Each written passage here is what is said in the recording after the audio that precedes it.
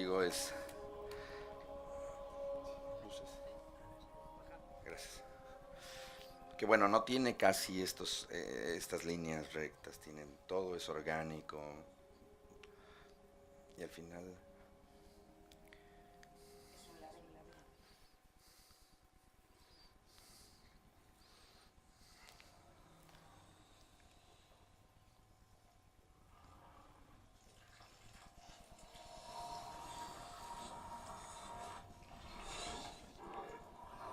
Hola, soy la princesa Moana. No te tengo miedo.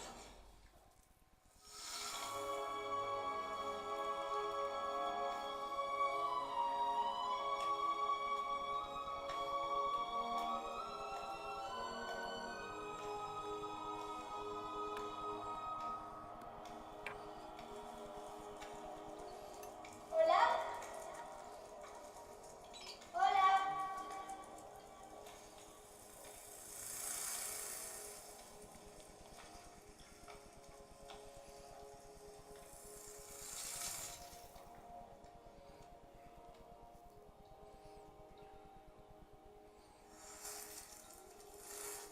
¿Eco?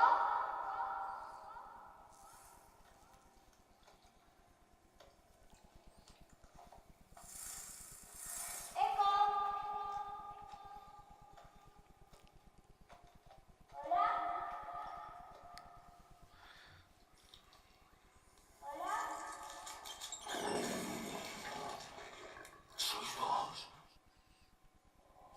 Bueno, y este es el set del hombre pálido, que pues como les contaba, tiene que ver con el comedor donde encontramos muchas veces al capitán, ¿no? Capitán Vidal. Y bueno, la idea es que eh, de nuevo pareciera como en este caso elegimos el rojo. A mí me costaba mucho trabajo al principio la idea de poner unas paredes rojas, ¿no? Porque y lo discutimos mucho con Guillermo. A mí me parecía que tenía que ser piedra en un principio, pero bueno, luego dijimos que era como el interior de un útero. Esa es como la idea, como que estuviera ahí. Y bueno, aquí está lo que les comentaba, como un contexto visual cuenta un montón de cosas. Ahí empiezas a entender por los objetos y eso, la peligrosidad del personaje. Ahí está justamente el paralelismo, ¿no? Y el resultante, el mundo de la fantasía, que es básicamente esta idea llevada al extremo de ni una línea recta, y estos colores que son totalmente cálidos, ¿no? Sí, también Guillermo Navarro, ¿no? Es dentro de los directores de fotografía, yo he trabajado con él, que no tiene mucho miedo al croma, ¿viste? Sí, Vuestra sangre antes que la reunión inocente. Esa era la última prueba. sí, efectivamente.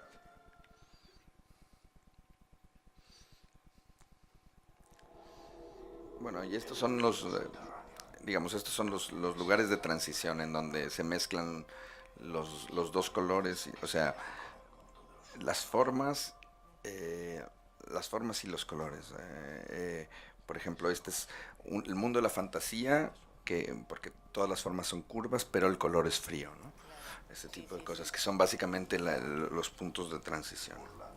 Que de diseño son los de lecciones más difíciles en la peli, Los ¿viste? son, sí.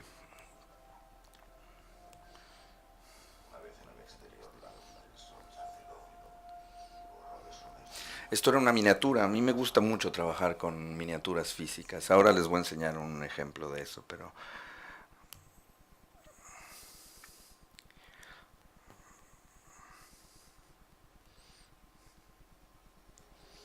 Y esto también es, digamos, el monolito pertenece como al mundo de la fantasía y el bosque pertenece a la realidad, ¿no? Por eso la mezcla de estas dos cosas.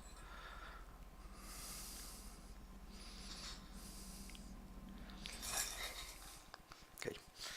Después está el color, que a mí es la parte que más me emociona. A mí me gusta mucho jugar con el color, ¿no? Y les traigo como ejemplos dos cosas. Yo trato de armar una paleta de color desde un principio.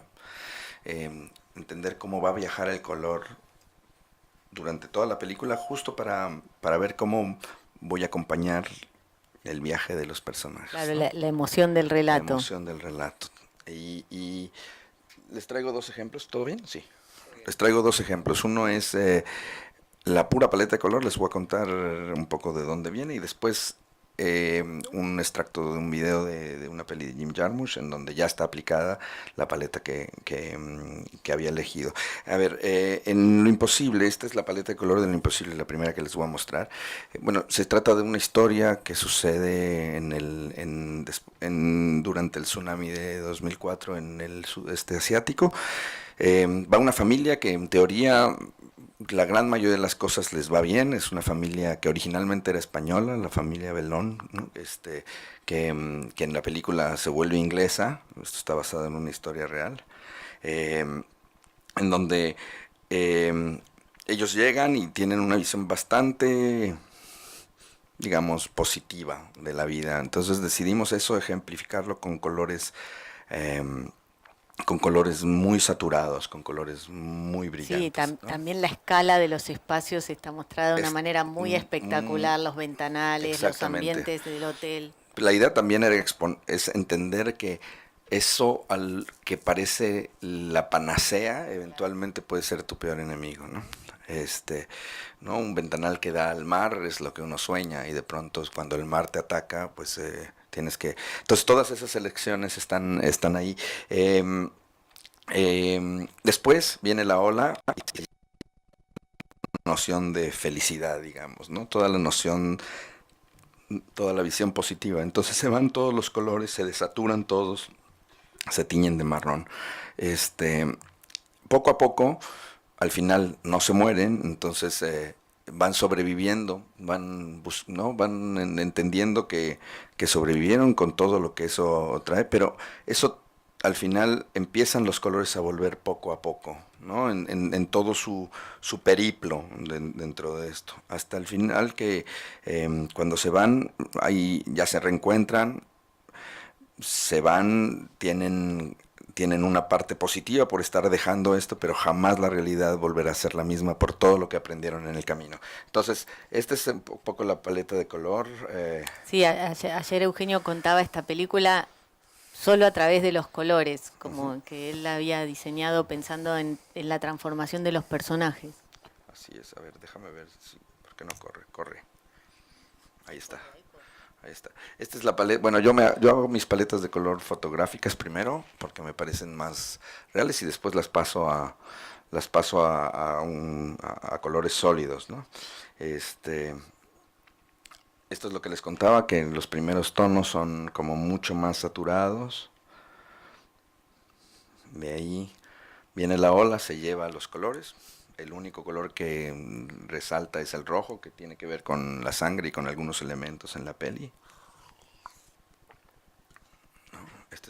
Esto está por personajes, Henry y María. Luego viene la parte del hospital, en el cual empieza a volver poco a poco el color, aunque tiene una base neutra. Y al final ya hay más colores, pero nunca están tan brillantes como en el principio. Es decir, así es como viaja el color en la peli. Han perdido luz los colores. Han perdido fuerza, sí. Es decir, hay una experiencia que básicamente te transforma, ¿no? Nunca vas a poder volver a ver la vida igual. Entonces esa es una manera, como un ejemplo de cómo me gusta utilizar el color. El siguiente es una película de Jim Jarmusch, que fue una maravilla, una experiencia increíble trabajar con él. Y con Christopher Doyle, que está loco como una cabra, pero que es un tipo encantador.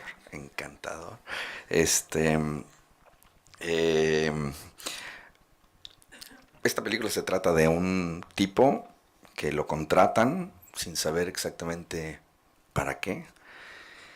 Y es un hitman, ¿no? Un asesino a sueldo, por decirlo de alguna manera. Y entonces va haciendo conexiones con personajes que lo van llevando hacia entender qué es lo que va a hacer, ¿no? Y lo que va a hacer va a matar a un personaje que está en un búnker, en un lugar de muy difícil acceso.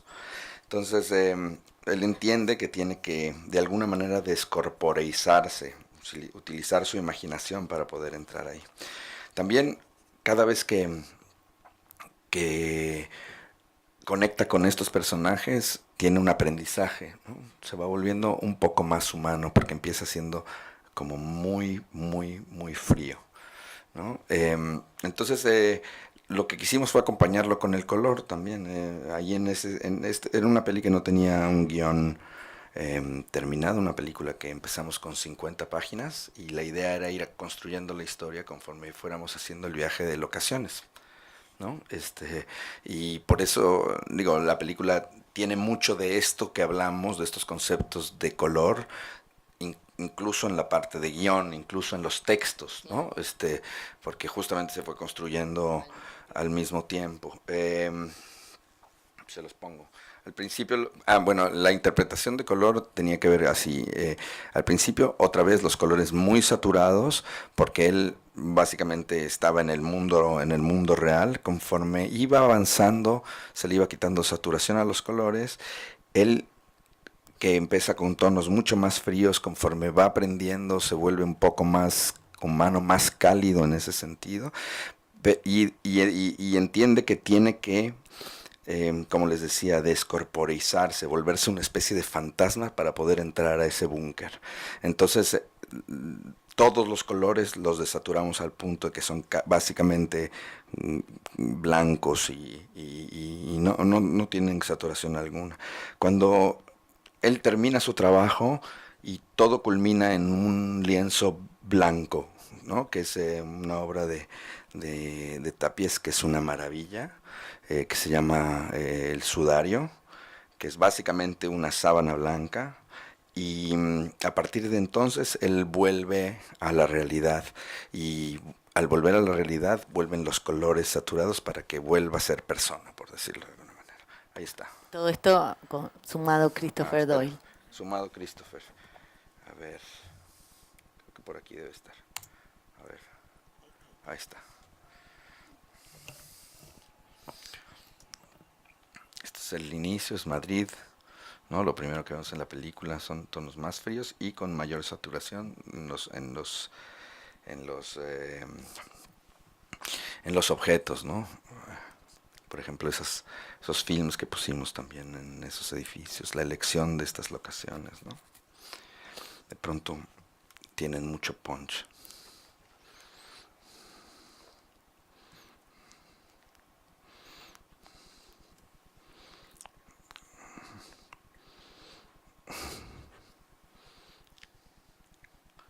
Creo que le falta un poco de volumen a esto. Ok. Incluso la elección del tren, por ejemplo, el que conseguimos, queríamos que tuviera los asientos azules porque tenían esa saturación, ¿no? Después llegan a Sevilla, los colores son menos intensos, pero son más cálidos. Todavía tienen algo de saturación.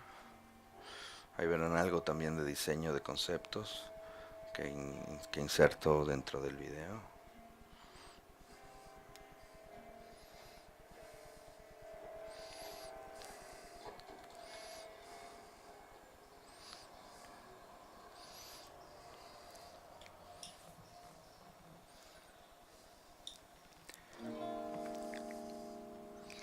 Es un poco el dibujo que como imaginábamos el set y cómo acabó siendo.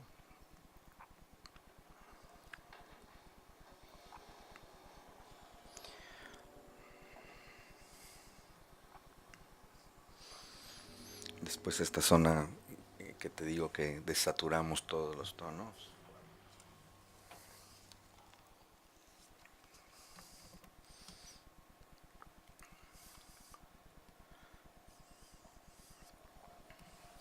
Entonces él ya estaba listo para cumplir su misión, ¿no?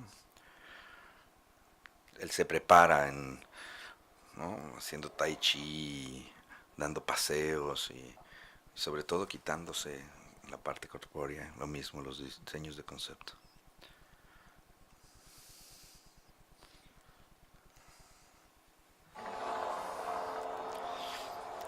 Y bueno, aquí la elección, por ejemplo, del color de los autos, del color de la casa, justamente hablan de algo corporativo, difícil difícil de entrar, ¿eh? Sí, mucho mucho más frío. Esta es una construcción, ¿no? Esta la construimos desde cero.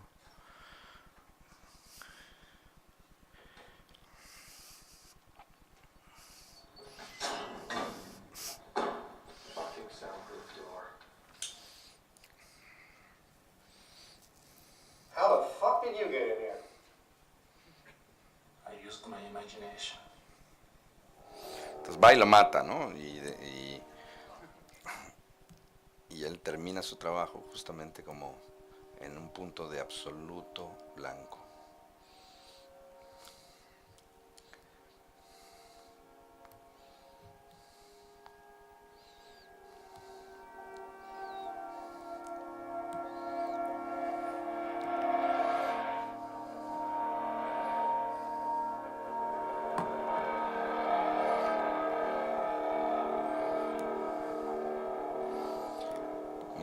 Misión cumplida, y entonces él vuelve a la realidad. Volvimos a escoger un baño que tuviese estas mamparas, la elección de la ropa es esta, vuelve a la saturación total.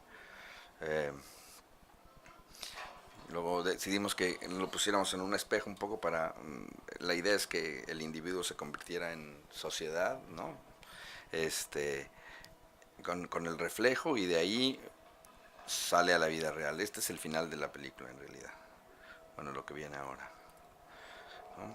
Esta estación de metro la elegimos justamente por el tono rojo que tenía, que es otra vez el tono de saturación.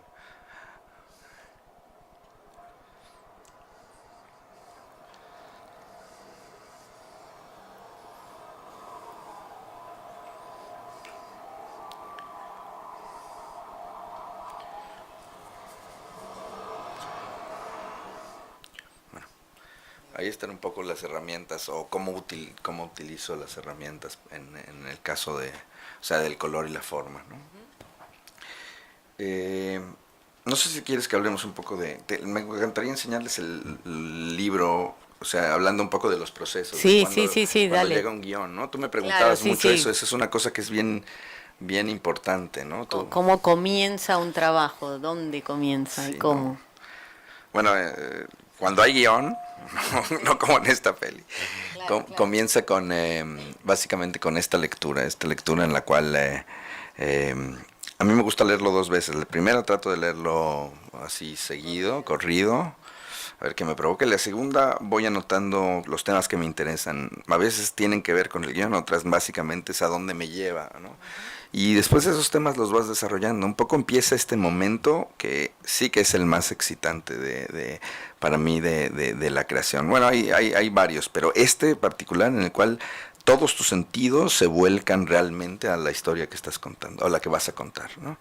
Entonces caminas por la calle y empiezas a encontrar cosas, y la música te va como hablando, y tomas fotos, haces el research en libros, lees un texto o una poesía, o básicamente escuchas una conversación en la calle, y todo empieza como a encajar. Todo se relaciona, No, sí. no, todo se va relacionando, y entonces uno va lo va caminando. A mí esta es una sensación que me gusta mucho. Y después de eso, pues yo hago alguna investigación que a veces es digital en la o sea, digital, y cuando puedo trato de hacer un objeto que refleje un poco la película. Les traje unas imágenes del libro que les dije, lo que les conté de Laberinto. Son sus cuadernos de trabajo sobre las películas. Sí. Este es el libro del Laberinto, y pues, si se fijan, ahí hay muchas de las cosas que al final quedaron, ¿no? A ver. ¿Sí o no? Sí. A mí me gustaba que la idea, o sea, me gustaba la idea de que el libro fuera reflejara un poco la época, esta cosa controladora de los números. En realidad los números tienen un fin práctico, que es que básicamente estas imágenes están digitalizadas y entonces una vez que las ves puedes ir con tu por ejemplo, escultor y hablar de una en específico, sin tener que ver todo esto y ahondar en eso, porque para mí este es el punto importante. Cuando empiezas a investigar, cuando empiezas a andar el proceso de preproducción, lo que quieres es armar una especie de marco de diseño, es decir, hay películas en las que te hacen, o sea, yo he tenido hasta 400 personas trabajando para mí en una película, por ejemplo, y te hacen un montón de preguntas, ¿no? Entonces tienes que tener muy claro hacia dónde lo quieres llevar para no errarle en esas preguntas. Al final, lo más importante para mí es que lo que tú soñaste en algún momento, o lo que tú ideaste, no se pierda en el camino, ¿no? Claro, o sea, claro, en la delegación de tantas tareas y trabajos. Tanta gente que soba Sí. tu idea, digamos, ¿no? Entonces, esto me sirve mucho como para generar este marco de diseño, ¿no? Claro, que por un lado hay referencias que yo les digo que son las literales, las que pide el guión literalmente, Sí. que hay otras que son transversales, que son esta misma idea en otros lugares del mundo o en otras Exacto. posibles realidades, y que hay una tercer variable que es la inspiracional, que son las resonancias y que a veces son arbitrarias, pero que para vos se relacionan Funcionan de alguna Claro, manera, exacto. sí. Bueno, para mí, por ejemplo, la idea de investigar guerra era muy importante, no exclusivamente en la guerra civil española. Por supuesto tenía que saber qué había, pero... Claro, eso me contabas ayer, sí. Bueno, yo me fui a Birkenau y a Auschwitz también para entender un poco la noción del encierro. Estudié mucho las imágenes de la guerra de los Balcanes, ¿no? Y muchas de esas cosas me sirvieron después para crear este universo. Bueno, aquí hay en este libro hay algunos ejemplos de esto. Después les enseño otro libro, que es el libro de The Limits of Control, que es un libro parecido, aunque en realidad tiene dos partes. Este libro lo que quise fue primero plantear... que es la película de Jim Jarmusch. Claro, la de Sí. Jim. Este libro, de hecho, se lo regalé a él. Para mí era muy importante que además quedara algo, además de la película, quedara un objeto, y un poco para, pues, honrar la admiración que tengo por el personaje. Al final es uno de esos directores que te tiene haciendo cine, ¿no? Por lo menos a mí y a muchos de mi generación, ¿no? En este libro la primera parte es investigación, como lo que vieron del fauno, y después yo ya incorporé los procesos de preproducción, es decir, algunos sketches, fotos de locaciones, ese tipo de cosas. A ver.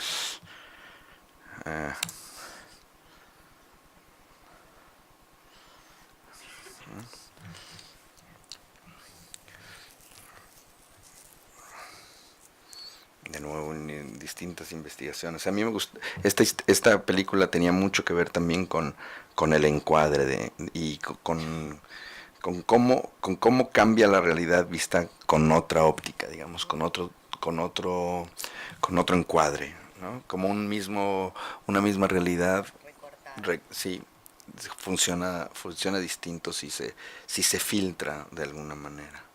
Entonces ahí están, digamos, parte del proceso también creativo, algunos de las paletas de color que vieron, ¿no? Algunos de los sketches y fotos de locaciones y de locaciones ya medio vestir.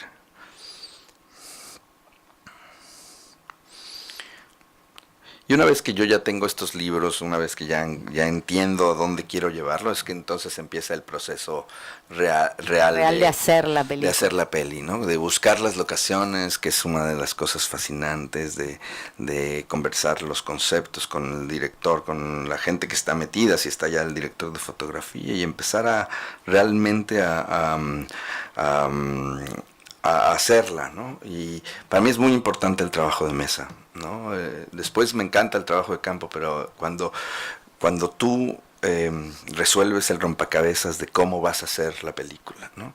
Cuál es una locación, hasta dónde, qué parte de la secuencia se filma en una locación y cómo a través, no sé, si un personaje abre la puerta y está y la locación no te funciona, cómo puedes hacer el famoso match con otra locación. Claro, ese sí, tipo sí, de sí. cosas que son súper divertidas, ¿no? Y técnicas. Sí. Tengo un poco para explicarles estos procesos. Me gustaría mostrarles este video de The Impossible. No sé si tú estás de acuerdo. Sí, sí, sí, sí, dale, dale, dale. No, solo quería agregar que Sí. a estos cuadernos muchas veces también que veíamos, también se suman fotos de un research de locaciones, que no es Sí. necesario de filmación, sino que uno ha ido a ver lugares que representaban lo que tiene que representar. Es y correcto. que muchas veces son parte de esta Biblia o referencia máster de la película. Sí, hay gente que, por ejemplo, pone trozos de tela, Claro, o sea, exacto, me claro. acuerdo Ben Van Oost, ¿no? En sus libros ponía, era básicamente como un muestrario de tela, O ¿no? Dean Tabularis también pone un Dean montón Tabula- de sí, ¿no? Era casi como un, textil y está siempre referenciándose a espacios, pero usa muchos textiles. Sí. sí, el gran Tabularis, que es un tipo maravilloso, ¿no? Además de ser uno de los grandes, ¿no? Sí, sí. Esto es un poco, explica más o menos cómo me gusta trabajar a mí. Esto por supuesto es una peli grande, este es un set de los más grandes que he hecho, pero esto se aplica también en cualquier otra película. A lo mejor no te da tiempo de... o sea, a lo mejor no puedes construir nada, pero sí tienes que elegir una locación y sí tienes que elegir un color y sí tienes que elegir un montón de cosas. Entonces, esto que es tan grande puede siempre llevarse a una película, a una Y película de otro reproducirse en tamaño, una ¿no? escala más Sí. pequeña. Igualmente, el trabajo era imposible que hiciste, no sé cómo. Bueno, Porque es increíble. bueno, una de las cosas que nos pasó es que, a ver, una de las cosas que nos pasó es que sabíamos que esta película teníamos que hacer una parte muy técnica en un estudio en España, ¿no? Que tiene que ver con la ola y tiene que ver con las miniaturas y tiene que ver con estas cosas que decidimos, que es que todo el post-ola, la riada que le llamábamos, ¿no? Se filmó en una piscina de filmación con 2 rieles que básicamente eran 2 como grandes macetas, ¿no? De plástico en donde podíamos meter a los personajes o amarrar a la cámara o poner, y estas 2 rieles pues se controlaban con un motor, con un joystick, con un controlador que entonces podías tener a los personajes desfasados y después se juntaban y todas estas cosas. Pero después había que completar todo esto y no queríamos completarlo solamente digitalmente porque el agua es terrible para esa parte. Entonces decidimos reproducir este set en escala 1:3, ya más vestido. Entonces hicimos todos los objetitos, toda la basura, todas estas cosas en escala 1:3. En escala 1:3 decidimos porque es... 3 veces más pequeña de la realidad, donde es a lo máximo que aguantan las gotas de agua, porque al final estás batallando con un elemento que no puedes transformar, ¿no? Que yo siempre digo que el agua tiene una estructura molecular que tiene una escala. Entonces, cuando uno la está mintiendo, tienen que tener mucho cuidado que hay un límite de lo que puede achicar. De hecho, hay varias técnicas para hacerlo también. Por ejemplo, puedes romper la gota, que lo hicimos hasta donde pudimos, porque ya incluso en escala 1:3, pero cuando yo les digo escala 1:3 suena muy abstracto, pero les voy a explicar un poco qué es. Nosotros teníamos un hotel que medía 100 metros, por ejemplo, 100 metros de frente, ¿no? Era un hotel, además, donde había sucedido la historia, etcétera, etcétera. Así que hacer una escala 1:3 de esto, que es donde cae la ola, significa que nuestra miniatura tenía 33 metros, ¿no? Es decir, ¿no? Parece... Era una miniatura gigante, ¿no? O sea, básicamente una miniatura monstruosa. Y con todo y todo, de pronto sentíamos en ciertos momentos que las gotas eran demasiado grandes, entonces hacía que se veía mal. Entonces lo que pusimos fue unos ventiladores rasantes al agua para romper las gotas en los lugares donde queríamos. De la gota cuando toca. Pulverizar básicamente la gota, ¿no? Los cañones en realidad ahí. Pero bueno, esto era lo que yo quería después de hacer el research, que en este caso de la investigación, que en el caso, te lo contaba, creo que fue durísimo hacer el de la guerra civil, ¿no? Fue el del laberinto del fauno fue un research muy duro, pero creo que el más duro por lo reciente y por y digamos, no sé, por lo que a mí me tocaba a nivel personal. Sí, por además la escala del humano en esa catástrofe natural es muy, te genera Sí, mucha vulnerabilidad. mucha vulnerabilidad, sí. Y justamente después de esa investigación que fue dolorosísima,